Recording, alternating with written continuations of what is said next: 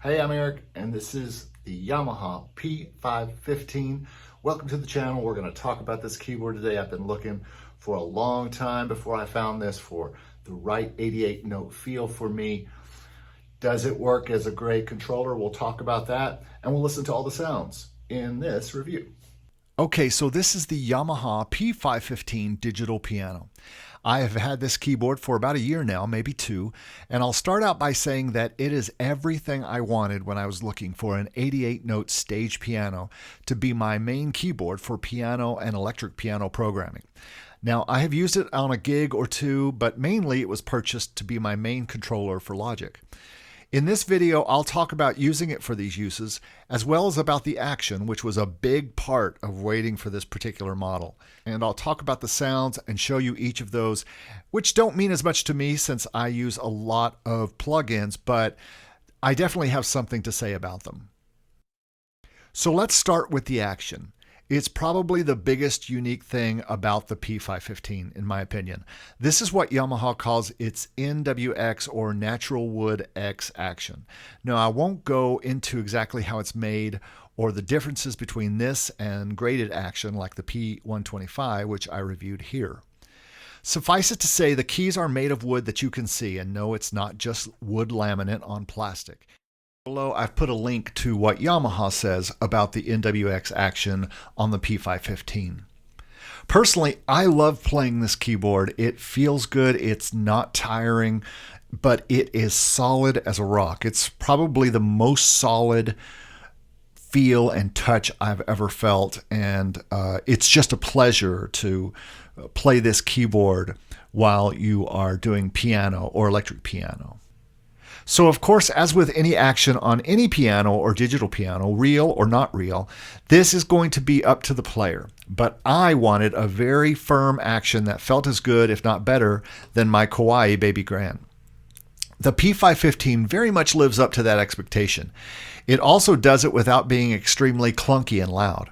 Here's an example of the action noise from my P-515. Now, there's always going to be some noise, but this is completely acceptable to me. A real piano also makes noise with its keys and hammers, you know.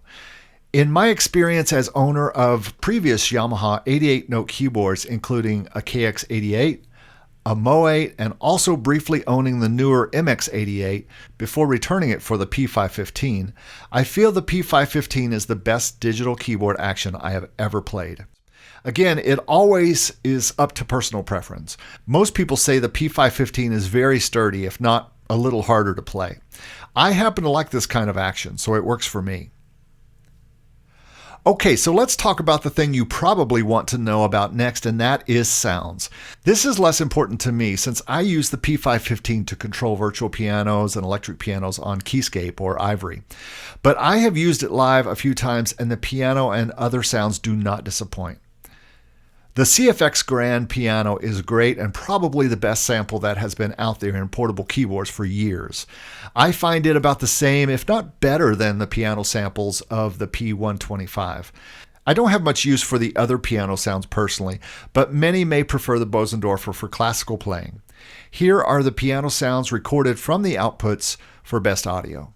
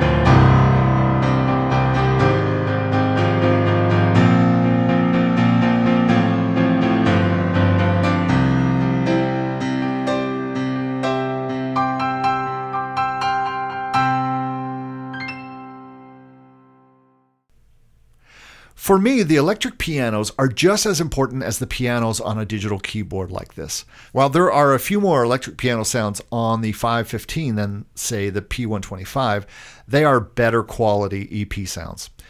I don't think they are better than like the sampled EPs on, say, Keyscape, or even some of the Yamaha synth I have owned through the years, like the Motif.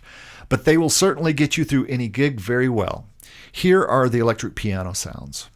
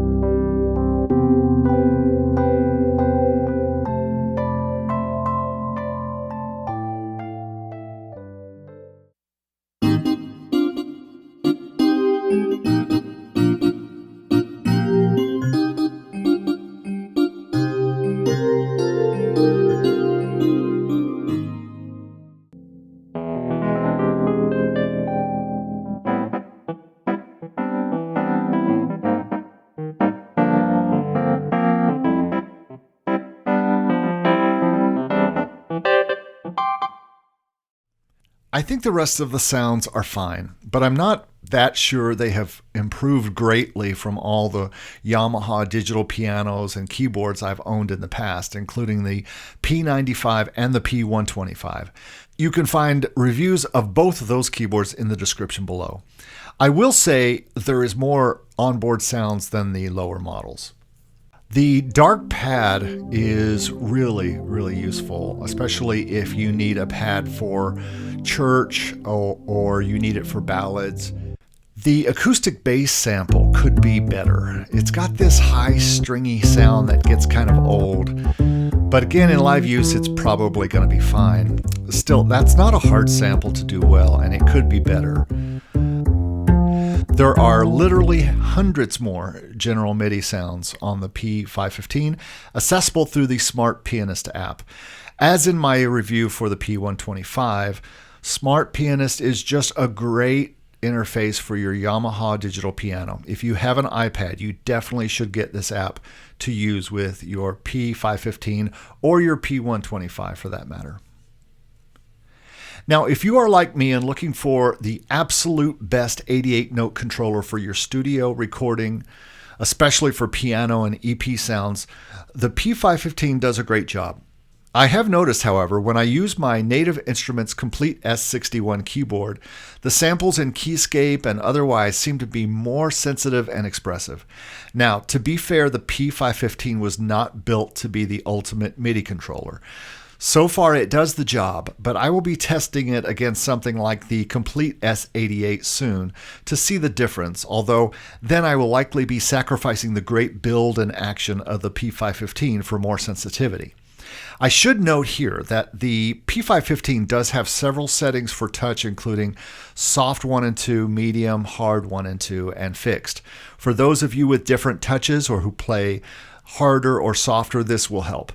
So far, I have not seen that changing this setting helps me that much with MIDI control yet. Again, this is a digital piano, and the focus of it was and is not to be the ultimate software controller. It's also important to note that there are no mod wheels, and as far as I have found, no way to send MIDI commands for anything. The speakers are frankly the best speakers I have heard in a digital keyboard like this. Unlike the P-125 and the P-95, the speakers project up rather than down. They also work great in a live situation to monitor and work independently from the headphone or the outputs, which hasn't always been the case in previous models. Another cool thing is the P-515 works as a MIDI and audio interface. This is especially useful if you want to use your DAW to play through your stereo P-515 speakers while you work. It also works super great as a way to monitor your iPad when you plug into GarageBand or other iOS music apps. Pretty cool. I'd like to see more controls similar to the Roland F90, like sliders for the EQ. You'll find volume and reverb, but that's about it for controls. Here's a bug I don't like. You can't save the reverb setting for any sound. While you can turn the reverb off, and the P-515 will remember that when you come back to the sound after switching to another sound. But if you power off, all the songs will always revert to the reverb on when you restart. It's a little bug, but saving sounds or settings would be nice. The tempo feature is nice, but it's missing a very important feature, and that is tap tempo. I could use that on a daily basis for so many things, but if I want to get into a groove with one of the rhythms, I have to manually set the tempo first. This is a missed opportunity, in my opinion, especially with the play-along features this keyboard has. The P-515 comes with a great damper pedal, as do most of the top-of-the-line Yamahas. The AC plug is a somewhat typical wall wart. It also comes with a beautiful stand, which I don't use since I have a stand. I think the P-515 is a great 88-note digital piano, probably best suited for pianists who want a quality build, especially in the action, but also great sounds. As a MIDI controller, it works, but if an 88-note MIDI controller is really what you're after, there might be better and cheaper options. Let me know your thoughts on the P-515 if you have one, or if you have any questions, leave a comment below and I'll do my best to answer. Now there's a few things I didn't talk about in this review. One thing was the rhythms, which are okay. You can use them to jam with, but they're not really going to be anything that you use in any kind of recording applications or anything you use in any kind of other applications. But good stuff and helpful to practice with metronome. As I talked about, the tap tempo feature is missing. That makes me mad. But overall, I love this keyboard for playing on. Whether it becomes the ultimate 88-note controller for me and how I can get that to work with Logic and all the different plugins, it's my problem. You're looking probably for a great digital piano for your living room, for your studio. This is a great one, and the touch is awesome. Thanks for watching.